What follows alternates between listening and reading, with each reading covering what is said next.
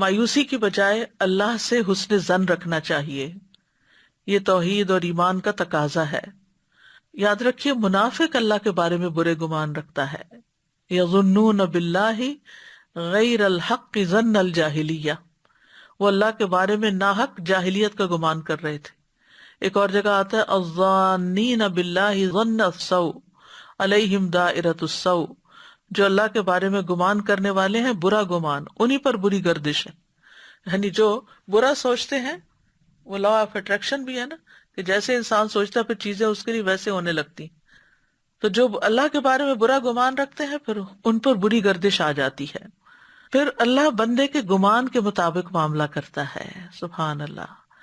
حدیث قدسی ہے، قال اللہ عز وجل انا عند ظن عبدی بی فلیظن بی ما شاء۔ اللہ تعالیٰ فرماتا ہے میں اپنے بندے کے گمان کے مطابق ہوتا ہوں، بس وہ میرے ساتھ جیسا چاہے گمان رکھے۔ اگر اچھا گمان رکھیں گے تو انشاءاللہ اچھے نتائج سامنے آئیں گے۔ اور پھر یہ گمان موت تک اچھا ہونا چاہیے۔